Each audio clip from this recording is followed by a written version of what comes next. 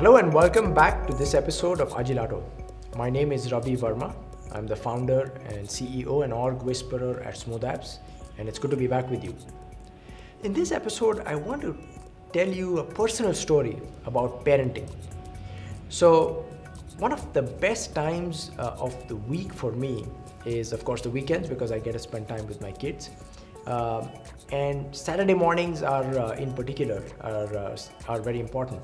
Things get a little bit crazy on the weekends when my wife is working, because as a dad, I'm a work in progress. My specialty happens to be in potty training rap and making faces to help our little 3-year-old get trained. And that's something that I'm not going to bother you with at this point, but let that be an exercise for your imagination. So that happens to be my specialty. That's something that probably I can do better. One of the few things in life that I can do better than my wife. But when my wife is working, especially on a weekend, it gives me an opportunity to flex my fatherhood muscles. I'll give you an example. So Saturday and Sunday mornings, the tradition at our home is that my wife will make chocolate chip pancakes for my daughters. Now, obviously, when she is not there, and I am not a great chef by any means, I make an awesome killer boiled egg and a pop-up toast, but that's the extent of my culinary skills. So one Saturday, my wife was working, I wake up the girls and I ask them, so what do you want for breakfast? And the answer is chocolate chip pancakes. And that's not going to happen. So what else can I do? Because I can make a killer toast, we have chocolate waffles and I just put them in the toaster, pop them in, and then put some smiley face with chocolate sauce and whipped cream, and we are done. We finish breakfast, and then I change my girls into daytime clothes, and then they want an Anna and Elsa braid, right? I have no idea how to make an Anna and Elsa braid.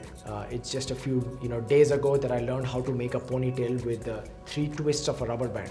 So I make a counter offer, just the way I did with the waffles. To say, look, I can't make an Anna and Elsa braid, but I can make a ponytail. Is that okay? And I sold them. I'm a good salesperson. But there's a reason I'm telling you these stories, because it's possible that in the context of your software development team or agile team or scrum team, you may come across these kind of situations on a regular basis. So I want to introduce the concept of I-shaped team members and T-shaped team members, which you might be familiar with. So let's apply that concept to the examples that I gave. Let's say my specialty, I have deep specialty in some kind of crazy rap and making faces. However, on a Saturday morning, when my kids are hungry and are looking for breakfast, this particular specialty is not that useful. And although I cannot make chocolate chip pancakes like my wife, what I can do is I can make waffles in the pop-up toaster, right? When I need to, when my daughters are asking me to give a braid, to make them an Anna and Elsa braid, that's something that I don't have a specialty in. However, what I can do is I can make a ponytail.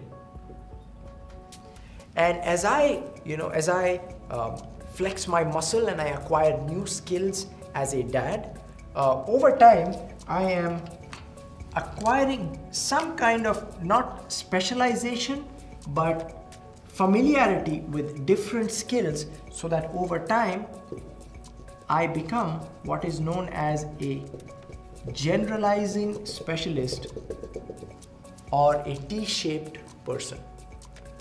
As you think about the work that you do on your teams in the delivery of software, it's possible that each member of the team has a deep specialty in one area. Someone could be an awesome architect, someone could be a great UI developer, database developer, or a tester.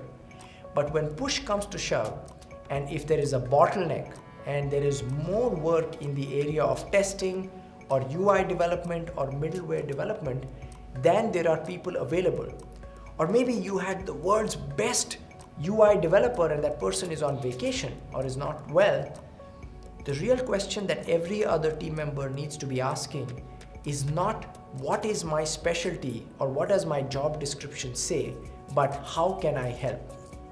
And then no matter what your specialty be and no matter how awkward you may feel, what you need to do in the service of keeping your family happy or keeping your team successful, you have to overcome that awkwardness and try to do something that you may not be as good at as some of your other team members, but things that make sense for you to do to meet the higher goals of your family or the higher goals of your team. So in the Agile principles, this practice or this mindset is about cross-functionality, and cross-functionality is important both for Agile teams and especially for Scrum teams. So here's my ask to you. Think about your team, your culture, and the challenges you are facing, and see, are you able to apply this kind of a cross-functional mindset to overcome some of the bottlenecks and challenges that your team faces on a regular basis?